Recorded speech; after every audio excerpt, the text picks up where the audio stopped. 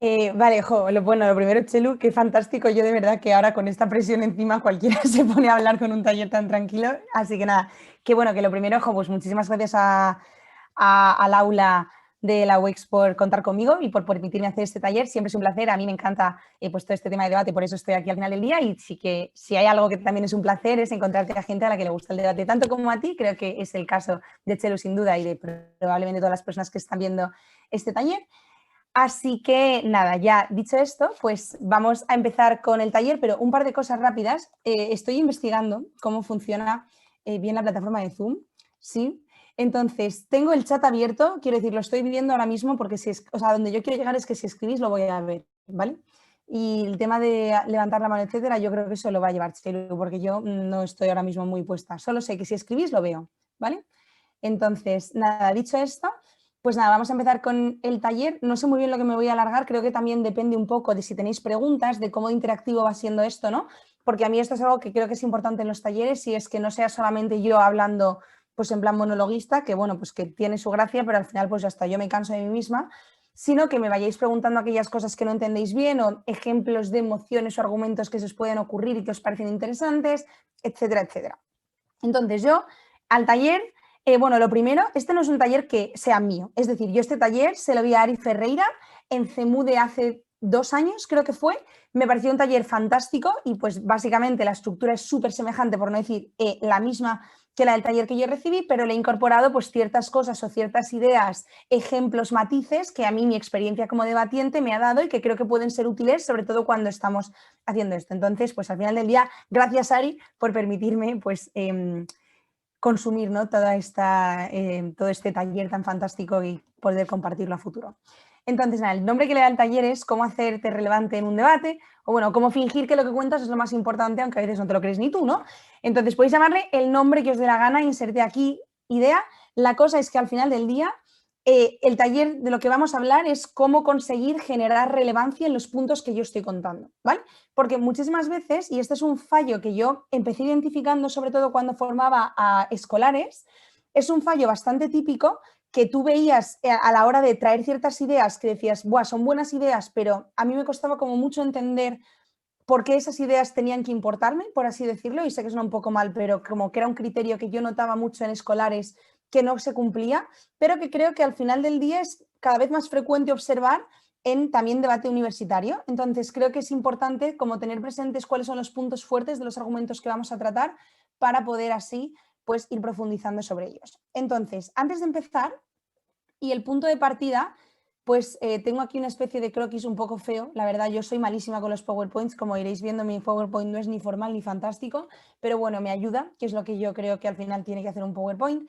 Entonces, el punto de partida es que quiero que tengáis claro dos cosas que a mí de primeras reconozco que en su día me costó mucho tener claro. Y es, lo primero es que la gente en general sabe algo. Es decir, claro que te vas a encontrar gente con más o menos conocimiento o pues que es súper novata en debate, pero eso no necesariamente implica que no tengan ni idea de lo que están haciendo. Es decir, todos hemos ido, nos han soltado un torneo, hemos intentado hacer lo que buenamente podíamos, pero luego al final del día pues no nos salió tan bien. Pero la realidad es que todo el mundo sabe algo y no hay gente completamente ignorante en el mundo del debate que no tiene absolutamente ni idea de lo que está diciendo. Y eso es algo que creo que es relevante marcar, aunque digas que obvio, Carlota, hija, claro que sí, ya. Pero a veces en sala se nos olvida y nos encontramos a un equipo que por cualquier motivo el subconsciente, esto no debería ocurrir, pero ocurre, te dice que no tiene tanto conocimiento como el que tú crees que tienes, por lo cual automáticamente coges y das menos relevancia a los argumentos. Y estoy segura de que la gente que me está escuchando ahora estará pensando que a veces ha sido inconscientemente la persona que no daba relevancia a otras personas o que a veces ha sufrido en carne propia esa misma circunstancia, porque al menos a mí he sido ambas personas. Lo he sufrido en mis inicios, lo he cometido a futuro, pero lo importante y tener presente es que la gente tiene conocimiento. La segunda idea que creo que es importante aquí es que todas las ideas que escuchamos en un debate generalmente tienen algo de razonable. Vale que hay gente muy salvaje que dice cosas de vez en cuando que dices, a ver, esto no es del todo cierto o me parece una idea un poco preocupante, etcétera, pero en general el ciudadano medio, ¿no? O las personas medias que están debatiendo tienen ideas que tienen un punto de razonamiento de fondo. Es decir, no solamente es que la gente sepa cosas, sino que los razonamientos que montan tienen un cierto sentido. ¿A dónde quiero llegar con esto? Si tenemos presente ambas cosas, al final del día la conclusión es que tenéis que dar crédito a los argumentos de las personas, aunque no os parezcan los mejores argumentos del mundo, siempre tienen un punto de razón. Y a pesar de que esto no va a ser en torno a lo que gire el taller que voy a dar durante todo el rato, sí que creo que es importante tenerlo presente para la vida. A mí es algo que me costó mucho entender de primeras o sobre todo interiorizar, y es el hecho de que hasta el peor de los argumentos posible tiene de alguna manera un punto de fondo de razón al que yo tengo que dar crédito y sobre todo entender para ver dónde quieren llegar. Entonces, Perla, como parte de información, aparte de donde me voy a meter ahora en el taller, creo que es bastante útil hacer esto sobre todo porque hay muchas veces que nos quedamos en la parte del argumento en sí, cuando realmente lo que nosotros tenemos que entender es a dónde quiere llegar o qué implica esa idea que me están contando. Entonces, creo que a mí al menos eso es algo que aprendí a costa de debatir en inglés por un motivo muy sencillo, y era que yo no era capaz de seguir pues gente nativa o que habla inglés muchísimo mejor que yo a un ritmo tan alto y tener que coger yo las ideas. Al final del día yo lo que hacía era intentar entender por dónde iban los tiros. Entonces creo que ese razonamiento a mí me servía porque al final yo lo que entendía era qué idea buscaba el argumento, como el cómputo global, ¿no? el argumento más globo, que es realmente donde puedo atacar mejor, pero creo que también aplica para las ideas que son mejores o peores. Es decir, cuando yo veo una idea que de primera es un argumento me baila, si yo entiendo o hago un esfuerzo por entender, abstraerme del argumento en sí y entender a dónde quiere llegar, es más sencillo que sepa tomar los argumentos en la mejor versión del equipo que tengo delante y por ende sepa tratarlos mejor. Entonces, punto de partida de todo este taller, en resumen, que yo me enrollo como las persianas, por favor, dad crédito a los argumentos que hay en sala, independientemente de, pues, ¿cómo se dice? Como asunciones previas que tengáis, ¿no? Sobre quién está en sala. Al final es importante desplegar los argumentos de pues, las personas que están llevándolos a cabo. Creo que esa es la clave de cualquier persona que debate bien y realmente da crédito a las ideas que tiene, porque te abstraes de estas preconcepciones o ideas preconcebidas que tienes de lo que ocurre en sala. Entonces, vamos a ir repasando 8 o 9 puntos, creo que son, sí, y de cómo dar en ciertos puntos diferentes relevancia a los argumentos. Vale, empezamos. El primero es súper básico y es el número de afectados. ¿Podríamos llamarlo comparativa de cantidad? Si insistes, ok. Es decir, sí, se parece un montón, pero a donde yo quiero llegar es, no solamente es comparo y hay más gente aquí, sino que precisamente la idea de este punto es mostrar mediante un número cuantitativo que el beneficio mayor ponderado en cantidad pura y dura, por así decirlo, está en mi argumento, ¿vale? Entonces, creo que aquí varias cosas, y esto sí que es cierto que se va a parecer mucho más a las cosas que habéis visto previamente que probablemente otras ideas de las que vamos a hablar. Creo que lo primero que tengo que preguntarme aquí es ¿a quién afecta mi argumento?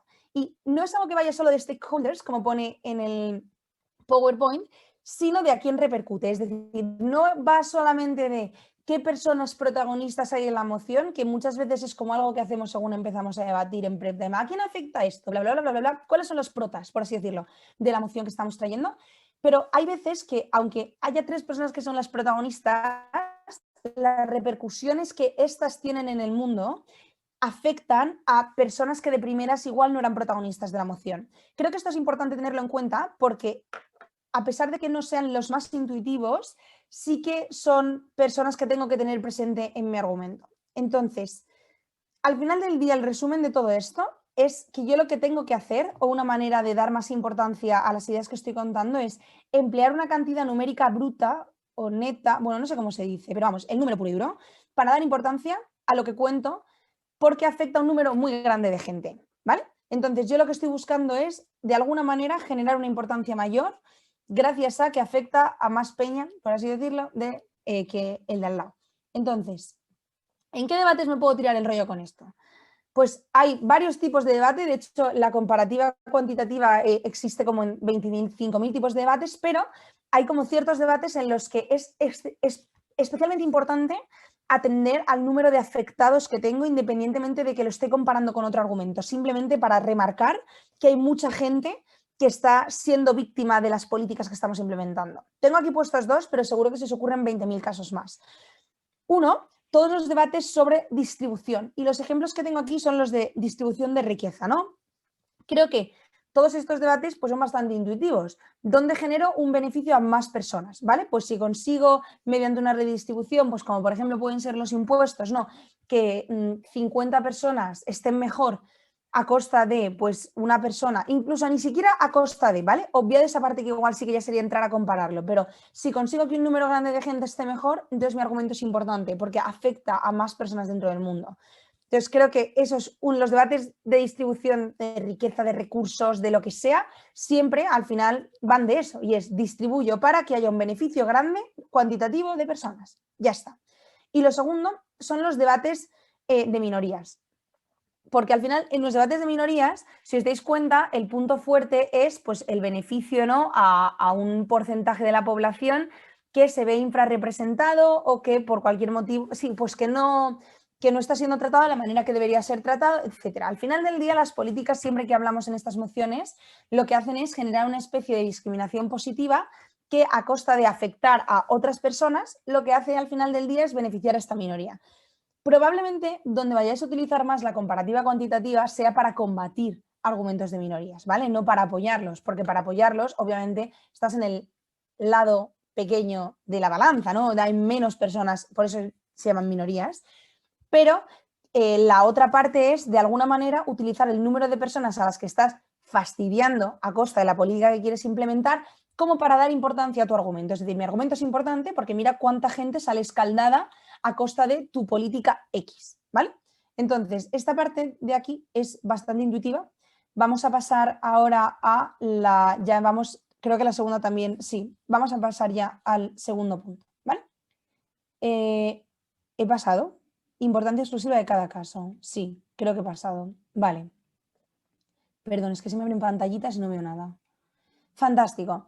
Vale, esto es el segundo punto, es de alguna manera aislar los casos de los que estamos hablando del concepto de generalidad, ¿vale? Y aquí voy a empezar con un ejemplo que es el típico argumento de ejemplaridad en el castigo que yo le estoy dando a una persona. Por ejemplo, nos encontramos un caso en el que tenemos que debatir pues, un homicidio o tenemos que debatir un crimen violento, una violación, cualquier tipo de crimen en el cual la pena que se está imponiendo a la persona que yo tengo enfrente no solamente busca, que luego nos metemos un poco más ahí, el hecho de castigar el crimen que ha ocurrido, sino que además hay un punto de estas cosas se castigan así, ¿vale? Y tú tienes que ver que se castigan así. Creo que esta parte de la exclusividad de cada caso o la importancia de cada caso aislado es muy relevante sobre todo para combatir este tipo de casos en diferentes, de este tipo de argumentos, perdón, en casos que te encuentras en debate, ¿vale? Entonces tengo aquí puesto, muy útil para combatir las generalizaciones. Claro que sí, porque la esencia es que muchísimas veces nos encontramos como casos que metemos en el mismo saco. Es decir, yo tengo mi saco de casos de homicidios y aquí un homicidio más entra en el mismo saco. Creo que la clave de esto y lo que tenemos que entender, no solamente nosotros cuando estamos creando los argumentos, sino hacer comprender al panel que tenemos enfrente, es que a pesar de que los casos se puedan meter en cajas semejantes y se parezcan, cada uno puede ser un mundo. Y esto es importante, porque si yo ya genero esa diferenciación dentro de una serie de características comunes, como una característica básica de si ha cometido un crimen de tipo X, ahí es cuando hay ciertos argumentos que dejan de funcionar para todos los casos.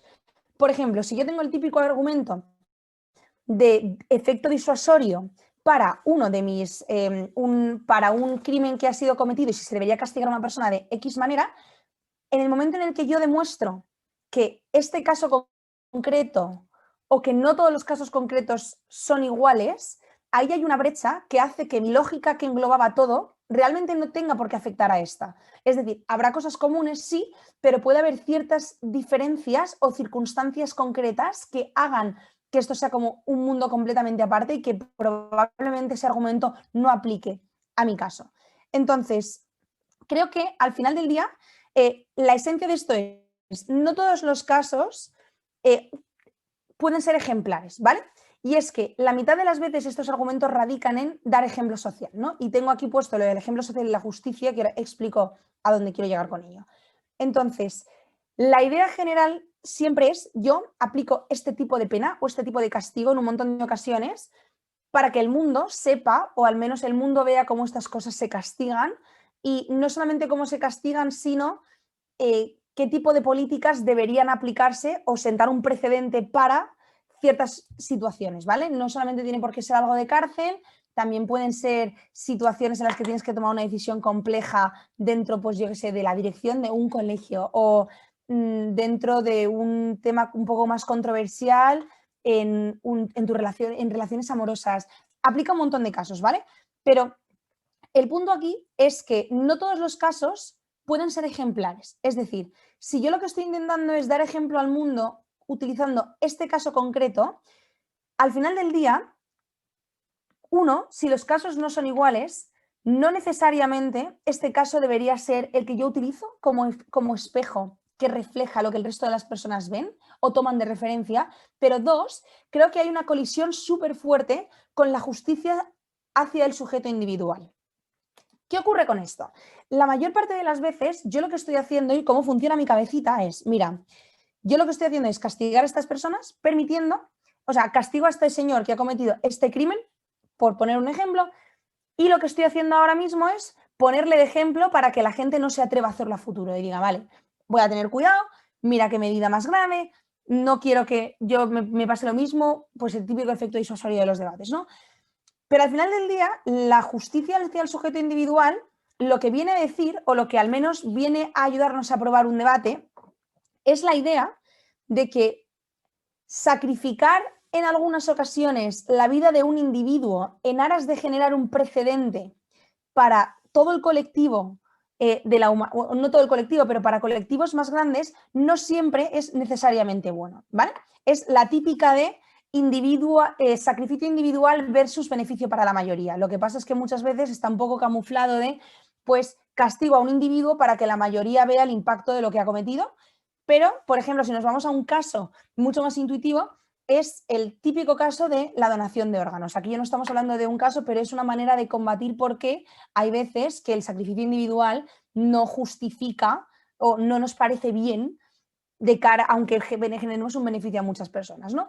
Y este, por ejemplo, a mí lo habréis oído un montón de ocasiones, pero a mí la primera vez que me lo contaron fue Antonio Fabregat y es una cosa que sí es verdad que llevo siempre de fondo y es la idea de, yo si ahora mismo dijera que voy a coger al azar a una de las personas que tengo aquí viendo el taller, a Chelu mismamente, y digo, mira, Chelu, tengo 10 personas que necesitan una donación de órgano urgente. Entonces, pues mira, yo creo que lo mejor que puedo hacer ahora mismo es coger y matarte, porque pues bueno, puedo aprovechar tus órganos, entonces es una vida a cambio de 10. Pues claro, a Chelo no le va a parecer bien, eso ya de partida, pero creo que al resto de las personas que están viendo esto, pues bueno, espero, no sé muy bien, espero no estar faltando aquí a Chelo, pero bueno, tampoco es como una locura, ¿no? Dices, pero Carlota, ¿cómo se te ocurre hacer esto? Pues la lógica que aplica en estas circunstancias es muy semejante. No es justo necesariamente que yo coja a un individuo de la sociedad y le culpabilice o le cargue sobre sus hombros la responsabilidad de dar ejemplo al resto del mundo. ¿Puede haber cometido un caso analogable a otros? Claro que sí, pero aquí lo que hay que hacer es conseguir que alguien te explique por qué esta persona en concreto es responsable de la concienciación de todo el mundo sobre un tema concreto. Y es una manera bastante buena para combatir por qué todos los casos de ejemplaridad que te sacan siempre, o esto me viene bien porque así sentará precedente a futuro, o esto ayuda a que la gente deje de hacerlo porque vea que ocurre de esta manera. Sí, bueno, pues quizá la gente lo hace, pero a mí me parece injusto que este caso concreto tenga que cargar con la responsabilidad de todo. Entonces, el truco es, uno, separo los casos, explico por qué se diferencian, y dos, me meto ya a probar por qué en este caso, el caso concreto del que estamos hablando, no creo que sea justo tratarle de esa misma manera, ¿vale? A ver si... Uy, no sé muy bien dónde pasan las diapositivas. Vale, tengo puesto aquí. ¿En qué debates me sirve esto? ¿Vale? Probablemente esto sirve en un montón de debates, ¿vale? La idea de separar los casos y analizar cómo funcionan, pero creo que al final del día todo sirve en el listado que acabo de hacer, ¿no? En aquellas medidas que sirven para sentar precedente, generar efecto disuasorio o dar ejemplo al resto de las personas. Debates tipiquísimos donde esto te lo encuentras cada 2 por 3, pues mira, los debates jurídicos. constantemente. Por ejemplo, pues poner X pena a un sujeto que ha cometido un crimen. Yo, por ejemplo, me he encontrado hace muchísimos años, era si se debía, bueno, hay mociones de todo tipo, ¿vale? Pero me refiero a mociones en las que pueda funcionar esto. Si en casos de violación se debería castrar a la persona que ha cometido el crimen, o, por ejemplo, casos en los que se ha dado una vulneración pues, al derecho al honor de una persona, si debería sancionarse pues, con restricciones pues de la publicación, o sea, como la libertad que tienen para publicar cosas a futuro, etcétera. O sea, casos en los que yo digo, una persona si una persona hace X, entonces necesariamente la sanción tiene que ser Y. Creo que eso es una buena manera o un buen debate en el que siempre puedes utilizar esto para lucharlo. Y lo segundo, que igual es menos intuitivo, y a mí cuando esto lo escuché me pareció buenísimo, la verdad, es los debates sobre riqueza, ¿vale? Porque tú dices, vale, los debates sobre riqueza, donde realmente la gente juega más siempre es en cuánta gente beneficio, cómo mejora su vida, bla, bla, bla, bla, bla. Entonces, ejemplos de herencias, de impuestos, etcétera. Porque la lógica que hay aquí se parece bastante a la que acabamos de hablar y es, hay veces que en los debates sobre riqueza, herencias, etcétera, inconscientemente se desplaza la responsabilidad a la gente que tiene más dinero o a los ricos, ¿no? Que siempre son como los malos de las mociones de riqueza, ¿no? Cuando estamos hablando a nivel económico.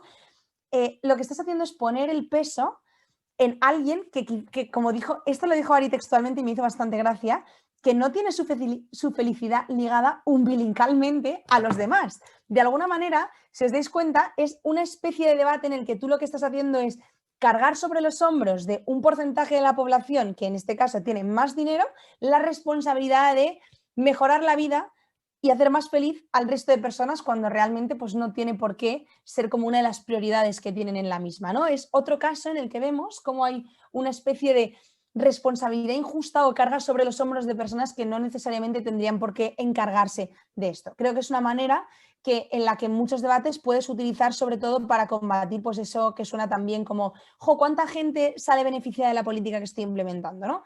Entonces creo que es una manera de hacer relevante tu punto y decir, oye, mira, es que sí, es cierto que esto pasa y muchas veces que la cantidad es enorme, pero ¿por qué? O sea, ¿qué te hace a ti pensar que estas personas pues tienen esta responsabilidad o es justo que yo aplique esto? Vale. Dicho esto, vamos a lo que es la insustituibilidad. Espero haberlo escrito bien. Insustituibilidad. Vale. Bueno, si no lo he escrito bien, lo siento. ¿Vale? Pero la idea de esto es cómo de sustituible es aquello de lo que vamos a hablar. ¿Vale? Entonces, varias cosas que tenemos que analizar cuando estamos hablando aquí.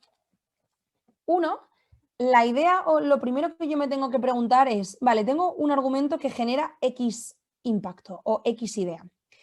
¿Cómo de recuperable sería que yo pierda esto? Es decir, que yo pierda este derecho, que yo pierda este bien, que yo pierda este beneficio, ¿no? Que estoy adquiriendo ahora mismo. Entonces, me pregunto lo primero, ¿cómo de recuperable es esto? Por ejemplo, pues yo puedo perder, no sé, no es lo mismo que una persona pierda la vida, ¿vale? Que pues obviamente no vuelve, a que yo, por ejemplo, pues pierda un Bolivic. Pues probablemente pueda comprarme un Bolivic igual o pueda obtener un Bolivic igual, ¿vale? Sé que es como una comparación igual un poco fría, pero a donde yo quiero llegar con esto es que hay ciertas cosas que una vez que pierdes no puedes recuperar, ¿vale?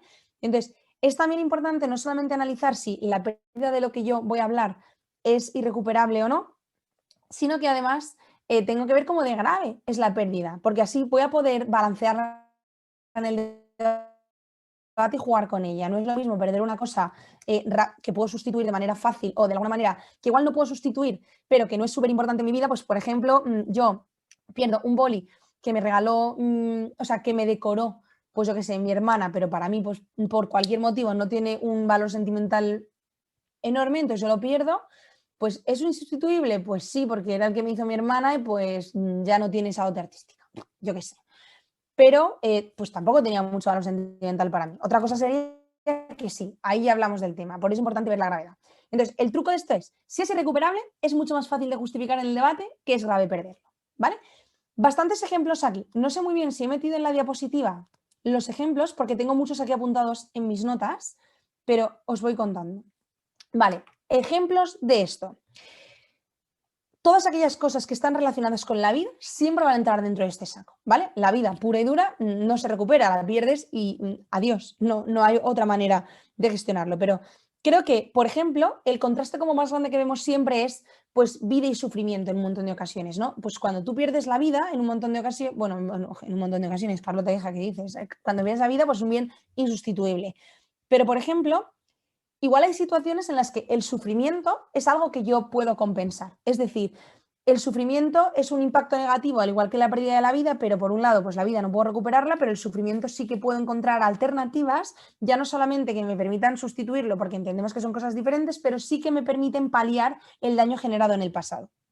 ¿Vale? Entonces, ¿qué tipos de debates nos encontramos aquí? Mira, nos encontramos muchos tipos de debates, pero como así como más englobados, pues tenemos los debates de patrimonio cultural, porque al final lo que yo estoy haciendo aquí es hablar de la pérdida de la cultura que supone implementar X medida, ¿no? Entonces, la idea y cómo se juega esto es no solamente que yo pierda la cultura de esta etnia o de esta minoría, sino que el problema es que una vez esta cultura se ha perdido, no puedo recuperarla. Es algo donde no hay retorno. Entonces, por eso es tan grave, porque cuando yo pierdo algo y puedo reconstruirlo, pues otro gallo canta. Pero si yo es algo que una vez que lo pierdo no voy a poder volver atrás, ahí es cuando cobra una gravedad importante. Y creo que eso es una de las partes que la gente se deja siempre cuando habla del patrimonio cultural. Es decir, se pierde la cultura y yo siempre me pregunto, ¿y qué hay de malo, no? O sea, entiéndeme, la lógica me dice, pues vale, se comete esta pérdida, pero ¿por qué es tan grave? Eso es lo que siempre falta por contar. Pero entrando ya en dos cosas, en dos temas de debate más concretos, serían, por ejemplo, los debates sobre infancia o trabajo infantil. Oye, yo hablo muy rápido. Si hablo muy rápido y me estoy enrollando demasiado, por favor, que alguien me lo ponga por el chat. O no me entendéis, cualquier cosa me decís, ¿vale? Perdón. Bueno, debates sobre la infancia, cuando hablamos de niños y de trabajo infantil, o debates sobre cárcel y el tiempo que las personas van a pasar en una pena, ¿vale? Entonces, los debates sobre la infancia, si os dais cuenta, siempre que hablamos de niños, hay la típica frase que alguien sale y cuenta que, pero es que estamos hablando de niños, que no es lo típico, porque son muy inocentes, bla, bla, bla. Sí, pero hay un factor bastante diferenciador y es que la infancia, de alguna manera, y así como todo lo que tiene que ver con el tiempo, es algo que no vuelve, ¿vale?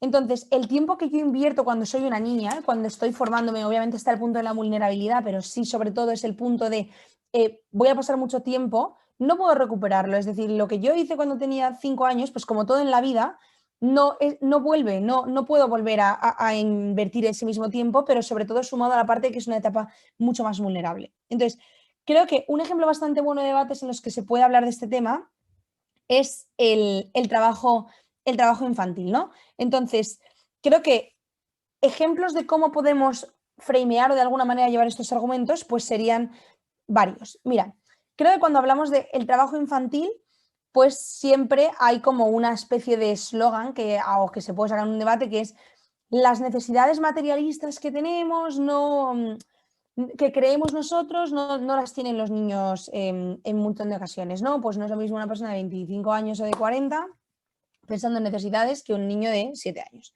Entonces, básicamente la esencia puede ser bastante feliz con muy poco y hay que asegurar su supervivencia. Entonces ya te metes a hablar de lo que es el valor de la infancia, de lo que es la felicidad experimentada. Esta diferenciación también me gustaba mucho de Ari, que es decir, hoy a corto plazo, cómo el niño es feliz y la felicidad que van a recordar a futuro, que son las memorias de los tiempos que fueron felices, ¿no? Entonces creo que de alguna manera tú puedes probar que esto se puede llenar con relativamente poco.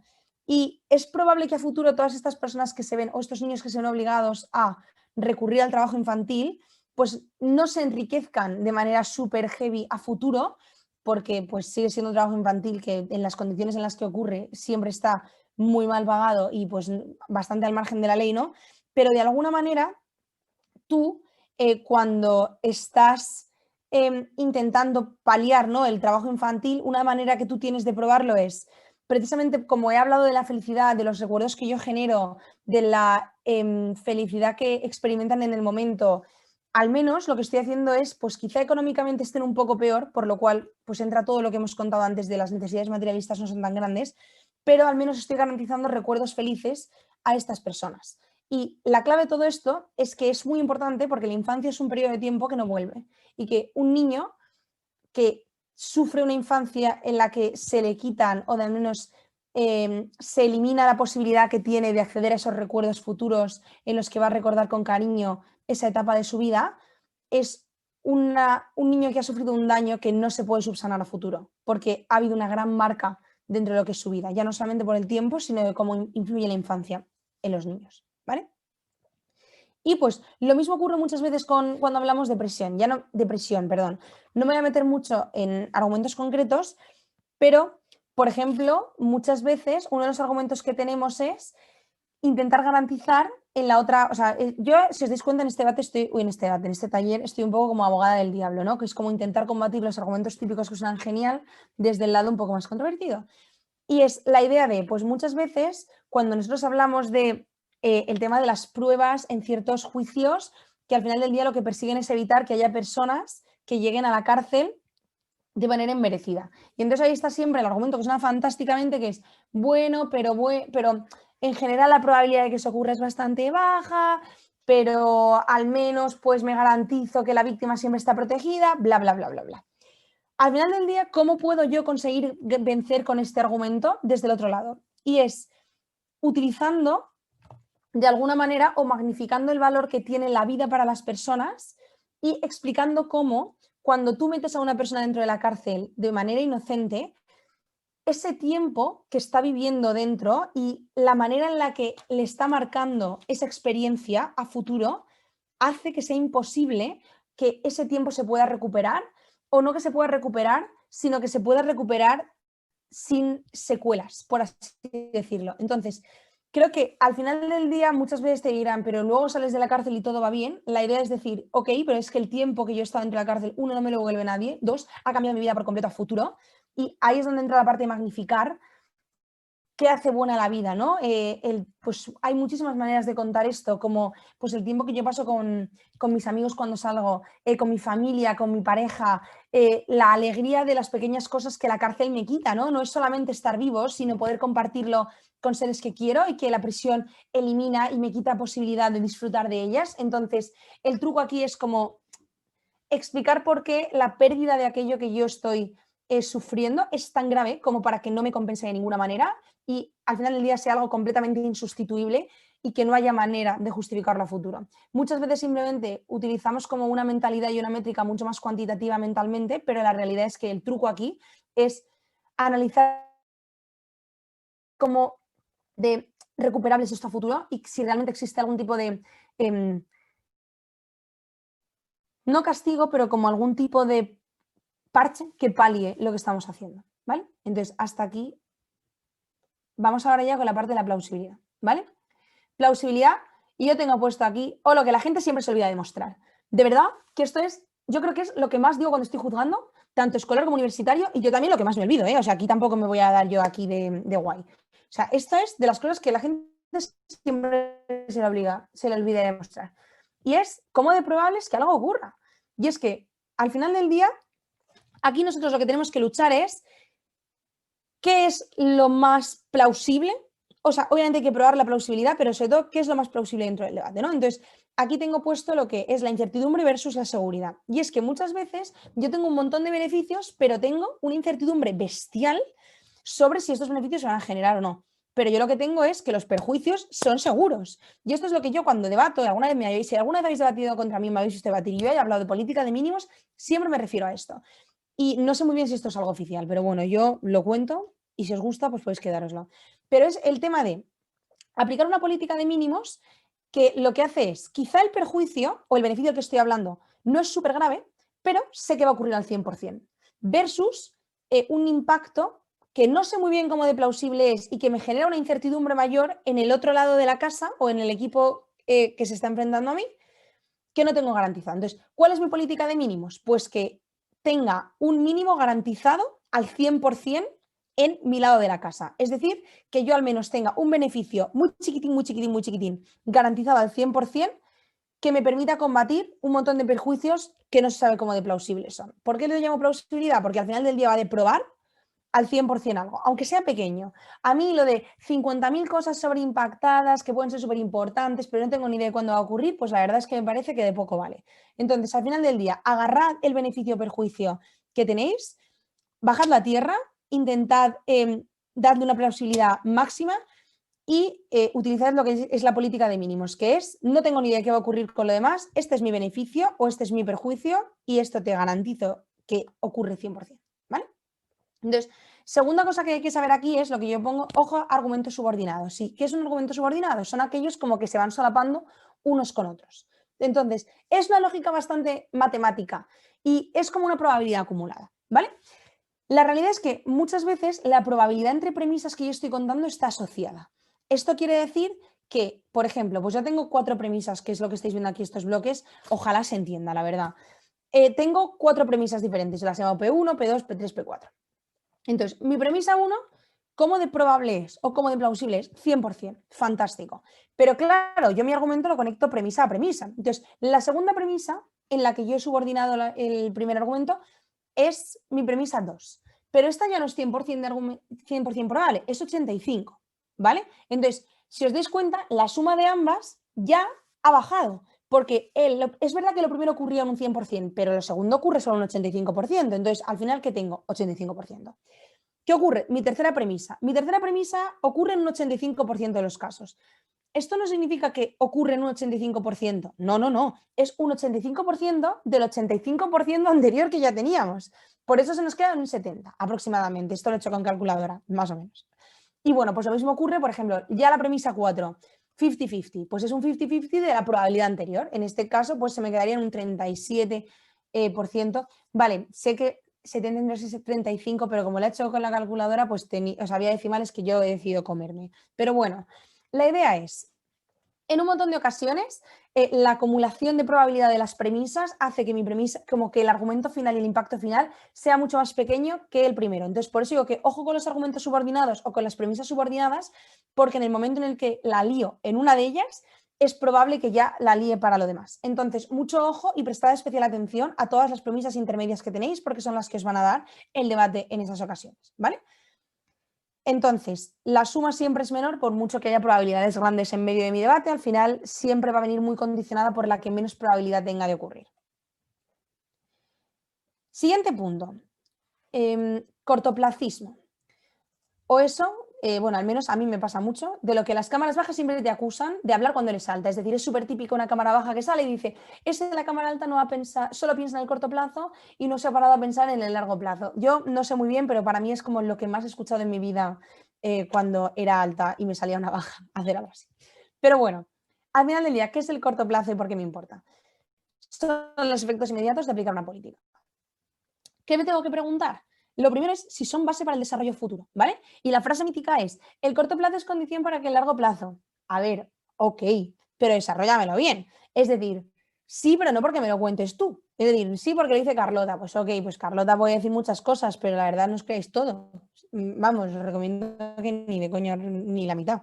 Entonces, creo que hay que hacerte ciertas preguntas cuando analizas el corto plazo para que tenga sentido en el argumento que quieres contar. Uno, lo primero es por qué es tan importante el efecto que genera en el corto plazo. No vale solamente con contar que generas X efecto, sino por qué realmente tiene relevancia y por qué voy a conseguir, o sea, por qué me preocupa el corto plazo. Segunda pregunta que está bien hacerte.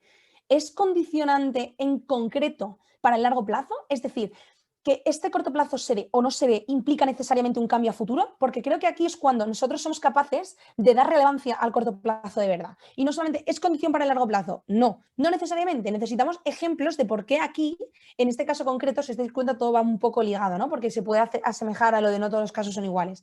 Porque en este caso concreto, esto hace que el largo plazo sea más o menos factible. Entonces, ejemplo, pues imaginaos que está viniendo un meteorito a la Tierra. Pues primero lo que tengo que hacer es atacarlo para que no me destruya mañana, porque si el meteorito llega a la Tierra, pues yo tendré que quitármelo de en medio. Es lo que tengo que hacer. ¿A largo plazo tendrá 20.000 efectos? Claro que sí, pero me tengo que quitar de encima, porque si no, tú me dirás cómo lo sucedamos. Entonces, no vale solamente contarlo así un poco, pues, por encima, sino que tenéis que profundizar porque el largo plazo en este caso sufre las consecuencias. Y la tercera pregunta que está bien hacer es si compensa los efectos que generan el futuro. Es decir, ahora que ya tengo claro que el corto plazo importa y que igual tiene un efecto a largo plazo, ¿me compensa prescindir de este beneficio o de este perjuicio a futuro en vista del largo plazo? O sea, creo que es una última pregunta que está bastante bien hacerse, sobre todo para ponderar ¿Cómo de importante es el corto plazo que yo estoy contando? La idea es que cuando estéis utilizando esta técnica, obviamente digáis que os compensa y que por eso os preocupa el corto plazo, pero es la manera que hay de justificarlo, ¿vale? Entonces, tengo aquí puesto. ¿Cuándo puedo convertir en esencia del corto plazo? En general, siempre tiene un punto relevante, siempre. El corto plazo tiene un punto ahí que lo primero es bastante visual, bastante intuitivo, pero siempre tienes maneras de framear que esto es relevante. Entonces, es esencial remarcarlo en debates cuyas problemáticas solo se ven a largo plazo, como problemas en los que todo el mundo se pone a hablar de los efectos a largo plazo, pero nadie se para a pensar bien en si el corto plazo afecta o no, ¿vale? Entonces, pongo aquí otra vez, repito, no vale con decir que si el corto plazo es importante o deja de serlo, sino que tienes que justificar por qué es el prisma por el que voy a valorar el argumento. Es decir, por qué en este caso, en concreto, el corto plazo es lo que tengo que hacer. Para eso se dan pues, las preguntas de las que hablábamos antes, ¿no? Pero al final del día, y un debate bastante típico, es, por ejemplo, el medio ambiente. Cuando hablamos de medio ambiente, la mitad de las veces siempre hablamos de cómo el mundo va a estar fatal en muchísimo tiempo. Claro que es cierto, y los efectos a largo plazo como que son bastante visuales, cómo esto va a acabar, pero igual tenemos que pensar qué implican las medidas que se toman ahora mismo o cómo afectan en el corto plazo una medida ambiental de tipo X. Entonces, creo que ahí es importante no solamente pensar en el corto plazo, sino además darle la relevancia que se merece y contar por qué este caso en específico hace tan relevante el corto plazo, que es aquel campo en el que estoy ganando ahora mismo. O bueno, quiero ganar. Vale. El largo plazo. O la mítica pregunta de ¿qué va a pasar en 50 años?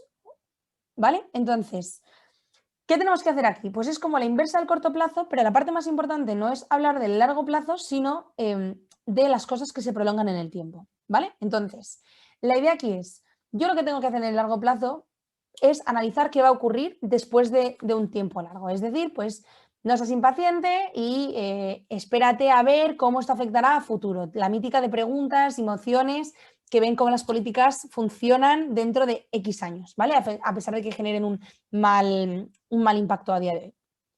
Pero no solamente quiero hablar aquí de largo plazo, sino que creo que lo más importante aquí es tener presente aquellos efectos que se prolongan en el tiempo, no que van a surgir en X tiempo, ¿vale? No significa que yo haga algo X y a futuro pase Y, sino que este X que yo hago genere un impacto que se prolongue y continúe a futuro. Por ejemplo, pues cuando una política concreta, imaginaos, internacionalmente, se toma una medida que lo que hace es generar una cierta brecha social en la sociedad, y ese es como el impacto negativo.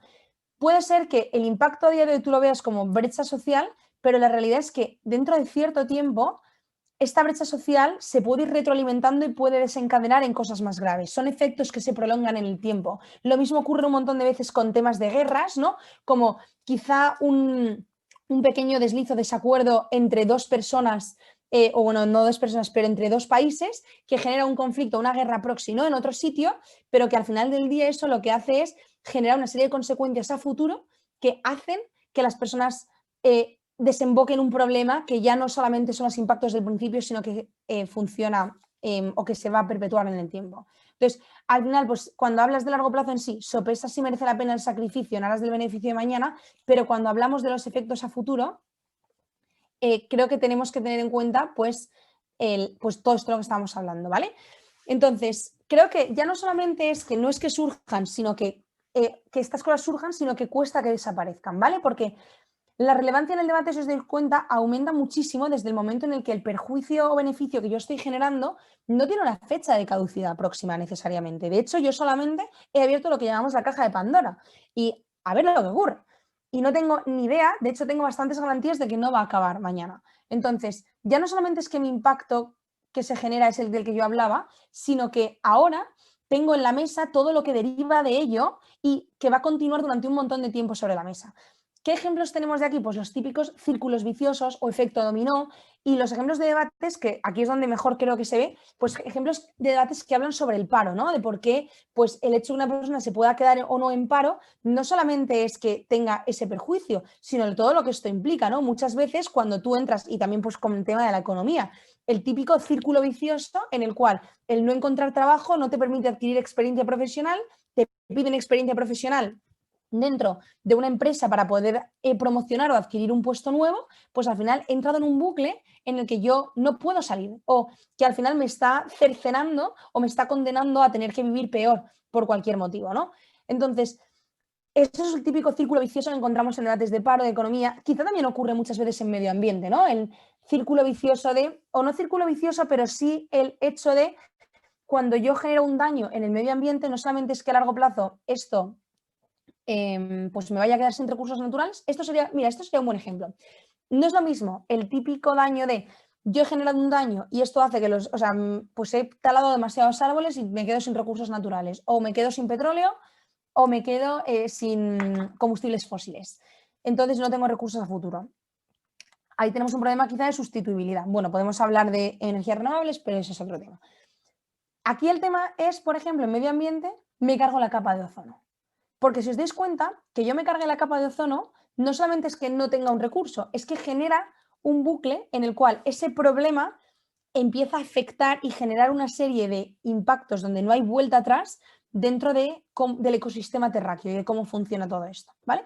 Creo que son dos ejemplos de medio ambiente de una cosa como es el largo plazo en sí y otra como es el efecto de bucle que se genera, ¿no? O de por qué estos efectos se prolongan con el tiempo. En el momento en el que yo me cargo un poco la capa de ozono es mucho más fácil que esto empiece a abrirse mucho más. Esto es como cuando al menos pues te haces, pues yo qué sé, se te engancha un jersey y se te hace pues una raja. Y entonces ahí es mucho más fácil que se te vaya haciendo cada vez más grande, ¿no? O pues el típico agujero, no sé, que una vez que se ha hecho esa brecha es mucho más fácil que aumente. Pues lo mismo aquí.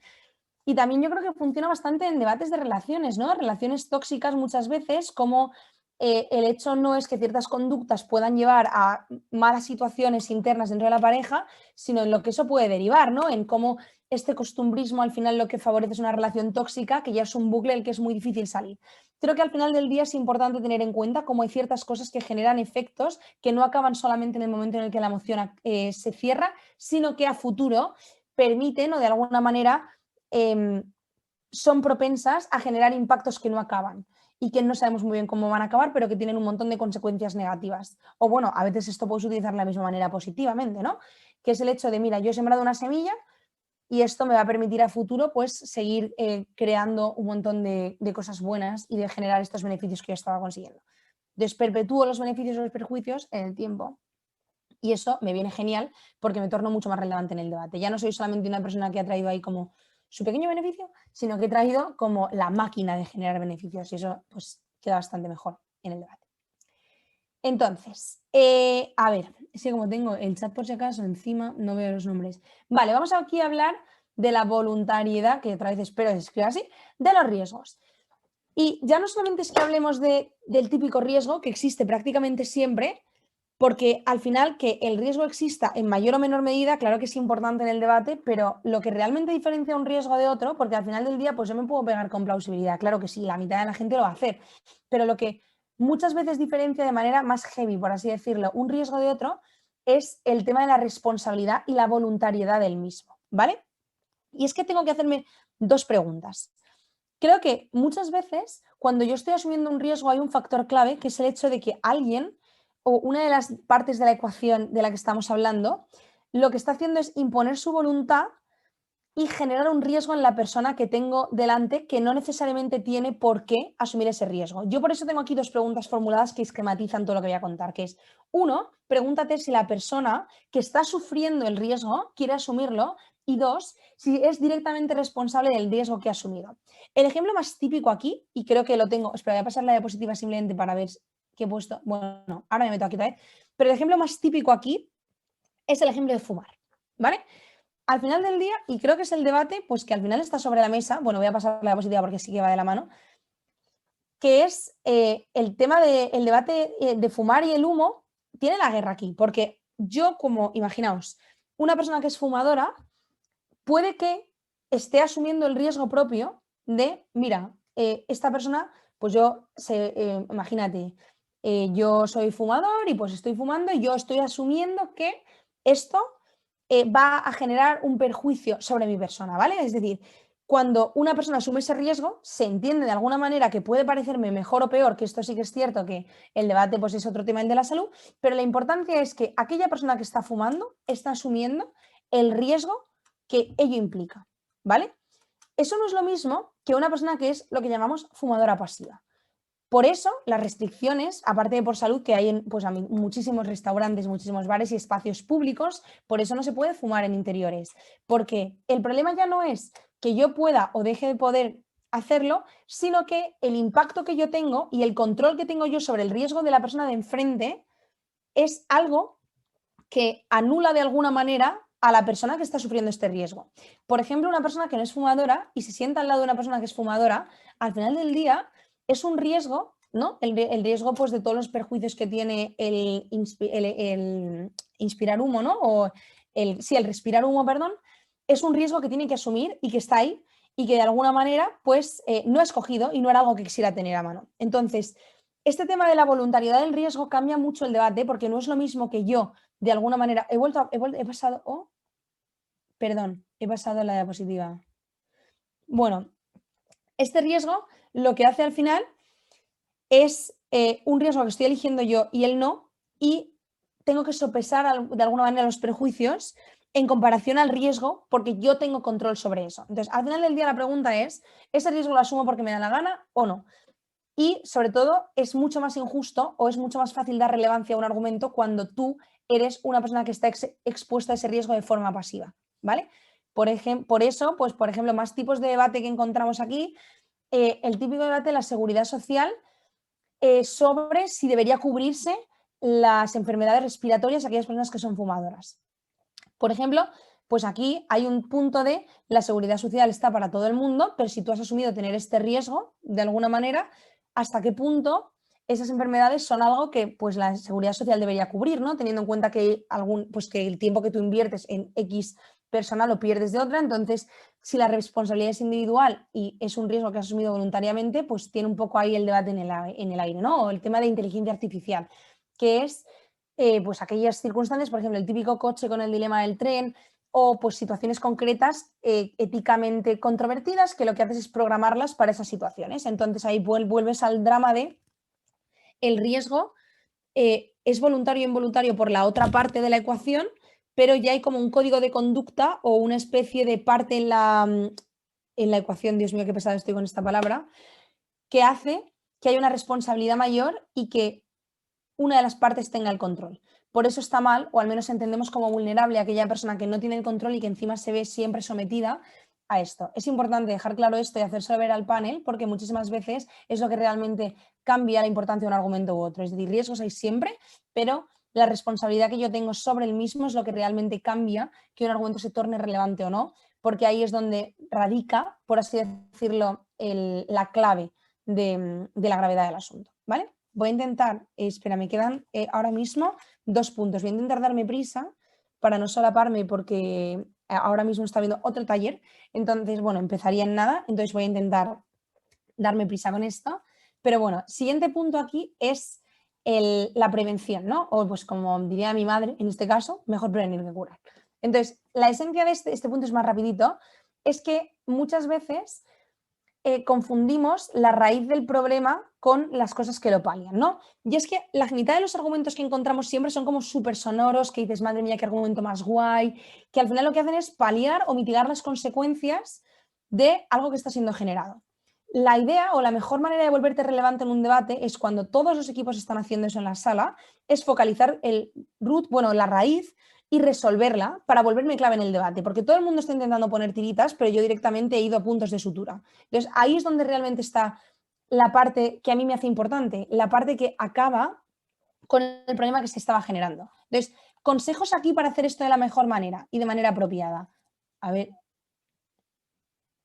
Uy, perdón, no sé muy bien qué estoy tocando, es que de verdad, como estaréis...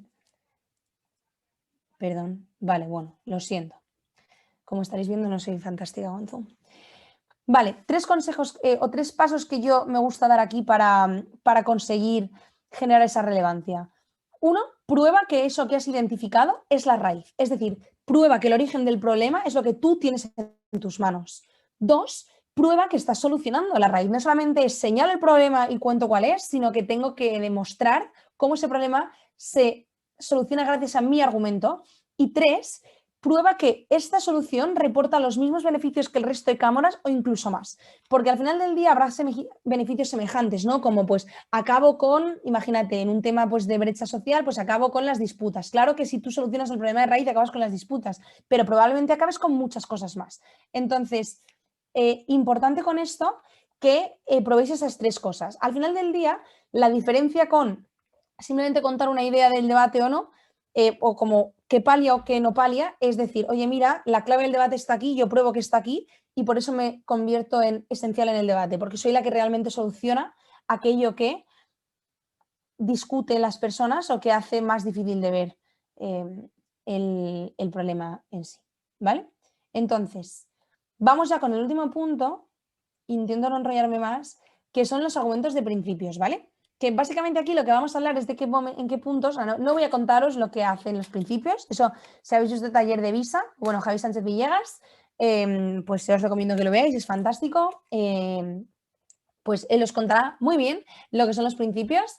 Yo lo que quiero contaros es cuándo son especialmente útiles o cuándo realmente está cool utilizarlos en un debate o te pueden volver más relevante, ¿vale? Entonces, creo que es importante recordar, pequeño matiz así rápido, que son independientes de resultados prácticos, pero la pregunta es, ¿cuándo a mí me va a ser más fácil volverlos relevantes en el debate? ¿Vale? Porque antiguamente era como que todo el mundo decía, jo, argumentos de principios, qué raro es esto, no funciona. Y de repente todo el mundo se volvió como pues fans completamente crazy de los argumentos de principios, pero bueno, pues como que todo va volviendo a su cauce. Pero la realidad es que los argumentos de principios pues funcionan en muchos debates, pero hay veces que es más sencillo que yo convierta estos argumentos de principios en como la clave del debate que tengo delante. Entonces, ¿cuándo me vienen de lujo estos argumentos? En general, pues sí, bastante a menudo. Los principios, la verdad, funcionan muy bien siempre y yo creo que son argumentos que está bastante guay utilizar, pero creo que hay veces que funcionan mejor. Entonces, tengo aquí varios casos que tengo yo puestos aquí como ejemplos. Por favor, esto no es misa. O sea, quiero decir, no quiero que esto se lleve nadie. No está escrito en piedra, ¿vale? Esto son pues, cosas que a mí me vienen bien. Lo primero es, cuando tú eres baja y tienes un alta que va a hacer un buen caso. Estoy segura de que muchísimas personas han utilizado esta técnica. Dices, oye, mira, mi alta va a hacer un buen caso, no sé muy bien por dónde irme, como los principios se tardan en construir, no es una frasecita, se tardan en construir, pues mira, me la voy a jugar porque el caso de mi alta va a ser un caso decente, probablemente bastante práctico, pues voy a jugármela en la extensión a llegar a un principio. Bueno, creo que en esos casos salva bastante los muebles. 2, cuando las altas no se pueden poner creativas o rebuscadas, porque pues a ver, tienen 14 minutos para hablar, ¿no? 7 y 7, no son Eminem, al menos, bueno, yo no hablan muy rápido, yo hablo rápido, pero incluso yo he sido de esas altas y no te lo puedes permitir, porque incluso aunque tú hables muy rápido, el juez no escribe al mismo ritmo. Pasa. No hay gente con una supermano. A mí al menos no me pasa. Entonces, cuando una cámara alta tiene argumentos como obvios que tiene que sacar y pues no tiene tiempo, obviamente no se puede poner súper creativa. Pues dices, mira, confío en que esto no lo saquen, es mi momento. No solamente es que vayan a hacer un buen caso, sino no se pueden poner muy creativos, yo me puedo poner creativo con un principio. Entonces, aquí es mi momento para hacerlo. Cámara alta va a hacer otras cosas, yo voy a jugar con esto y aquí es cuando me puedo poner más creativo, ¿vale? Después, pues las viejas confiables, cuando tienes mociones de derecho, filosofía, etcétera, pues que también son mociones eminentemente de principios, entonces ahí es muy útil que los utilicéis. Y yo tengo aquí también apuntado que en muchas ocasiones, pues temas de derechos humanos, de relaciones internacionales, porque si bien es cierto que cuando hablamos de mociones de relaciones internacionales nos vamos mucho como por los cerros de Úbeda, hablando de las consecuencias que tienen y si tercera guerra mundial o no, por favor, la tercera guerra mundial no la saquéis nunca, eso no sé yo muy bien. Si ocurriera en el mundo, pero en Debatilandia no es como lo mejor que podríamos utilizar. Pero típicas consecuencias de roces entre países, pero hay veces que en lo que es la gestión de organizaciones internacionales como la ONU, quizá pues la Unión Europea, ¿no? O gestión de conflictos y pues ciertos actores están de alguna manera como un arbitraje entre dos países que están, yo qué sé, en un conflicto. Creo que los principios que deberían regir las como no comunicaciones, pero sí como la manera de interactuar entre ciertos países y ciertos actores, creo que es bastante relevante y creo que esos principios algunas veces están muy abandonados, pero creo que son buenos de cara a ver si este precedente se sienta a futuro, cómo esto condiciona el trato que tienen diferentes entes dentro de la historia de las relaciones internacionales, etc.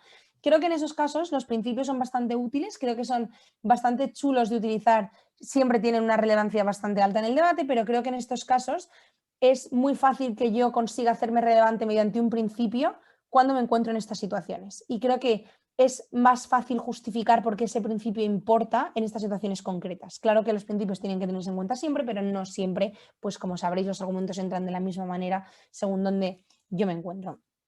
Entonces, esto ha sido todo, la verdad. Pues qué final más abrupto. Bueno, voy a hacer pues, un resumen rápido de los 9 puntos que he contado, pero vamos, básicamente, primero hemos hablado pues, de cómo hacerte relevante. Uno, pues hablando de un número cuantitativo de afectados. Dos, hablando de la unicidad o como la importancia de cada caso concreto.